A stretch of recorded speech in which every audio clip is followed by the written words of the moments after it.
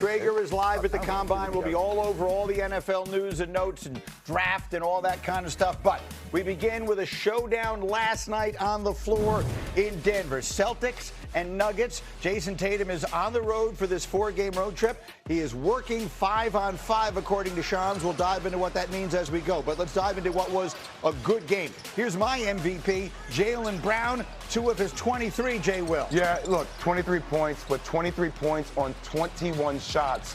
Denver did a really good job defensively, in particular Bruce Brown guarding. Later in the quarter, Allen, it's Nikola Jokic doing what Nikola Jokic does. Yeah, he's unguardable, especially when he's knocking down his threes. He was 4 of 13, though, from downtown. But the bench is what I like about the Nuggets. Tim Hardaway Jr. with a nice dunk. 14 off the bench for him, and then Jokic loses it and then gets it back, and the Nuggets take an 8-point lead on this run to close the third quarter. One more here off the turnover, KJ Simpson. Look, the Celtics were 3-0 on their West Coast road trip until this game.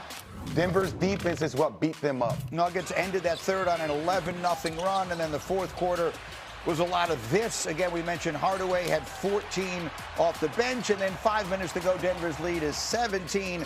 Let's put some punctuation on it. Jokic, his own rebound, up and good. They played this game. Jamal Murray, who was sick, played just 8 minutes, and yet still the Nuggets wind up winning it big. But here's the number that matters. The 40-20 rule. Alan, you brought this to the show. It's Phil Jackson's rule. As of now, we can officially declare there will only be 3 teams in the NBA who win 40 games before they lose their 20th, because the Celtics fell from that rank last night. Right, and now do we believe that the champion is coming from these 3 teams? Or do we believe that this will be an outlier year, which there has been? What is the number? What is the stat? Since 1980? Since 1980. It's about 90%. 90% of the champions have been 140 before they lost 20. And last night was the Celtics' 20th loss. They have 38 wins. So that's the question, Jaywill. Detroit, OKC, and San Antonio. Are you willing to say the champion is one of those 3 teams? I think it's 2 out of 3 teams. I think the Eastern Conference is playing for a consolation prize. Frankly, I think the winner is going to be either OKC, the Spurs, or the Nuggets. I think it's the West competing against everybody else. Those top 3 teams, I think that's going to be one of your NBA champions. You buying that? Yes, because that's where the brand names are, right? Like in a year like this, which feels like it's a little more wide open than usual, we are now in an era where there are no dynasties, right? We're still waiting for one to emerge. We thought maybe the Thunder could be one. They still very much could, because they're right there in the 40-20. But when you think about it, all the teams you know, all the players you know play there. And so in the East, you have a younger team like Detroit with a younger superstar in Cade Cunningham that we're still learning about. You have a Boston team that's compromised because they're missing one of their superstars. And then a Knicks team that is, what are they? That's why I think, once again, the West is the best. Can we just say this, though, as it relates to the Boston Celtics?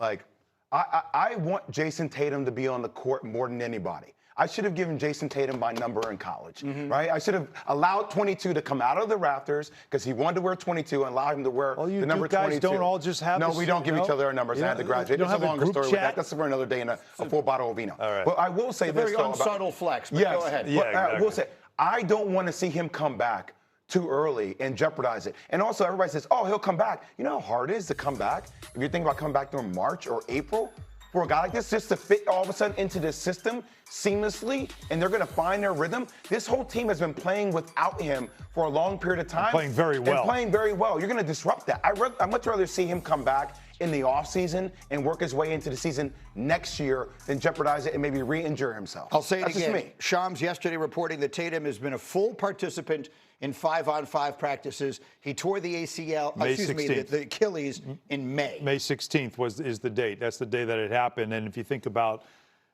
a year is usually what it takes. Some players have come back. Dominique Wilkins came back in 10 months. Kobe, 8 months, right? But they didn't parachute into a playoff run.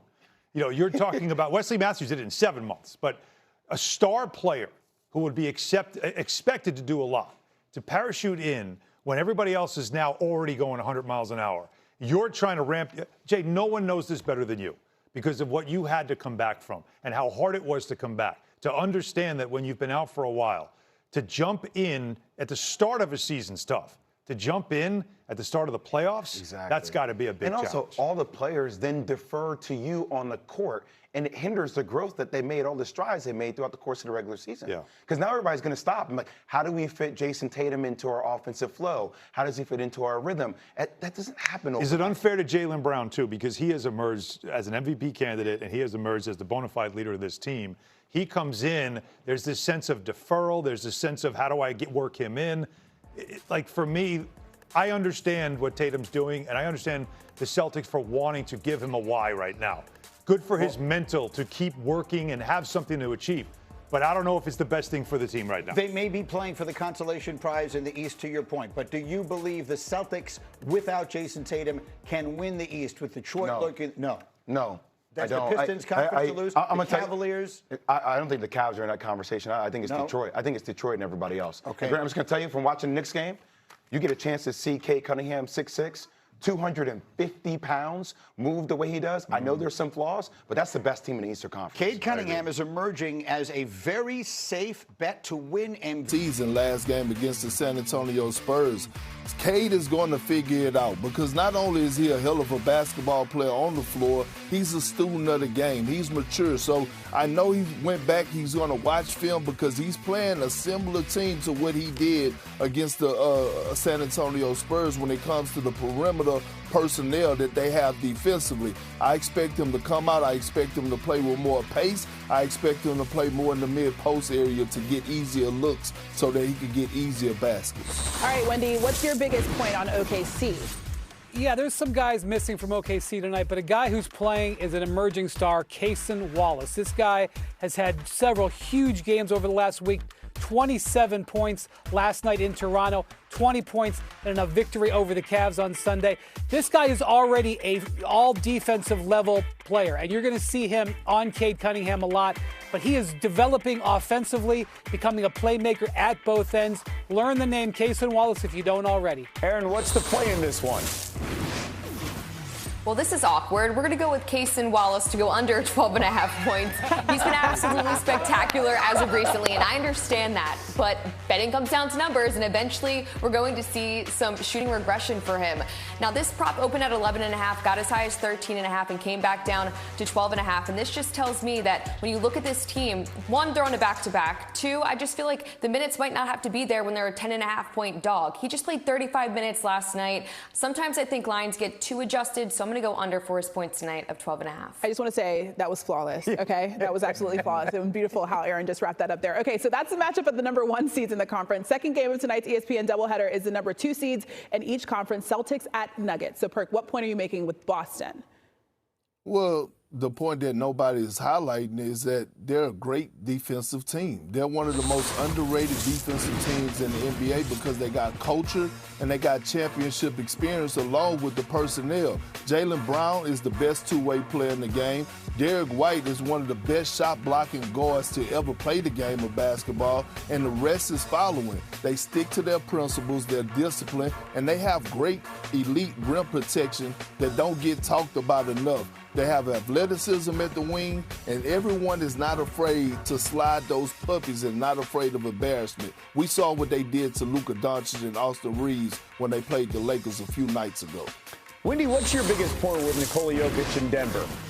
Yeah, Jokic is still putting up incredible numbers, but he's been in a slump by his terms since coming back from that knee injury. His shooting has been down. Really the thing that's stunning is how he's turning the ball over. Over the last 9 games, he's averaging almost 5 turnovers a game. That is not what he is like at all. And he's also not helping them in the clutch. The Denver has been, frankly, a poor clutch team over the last couple of months.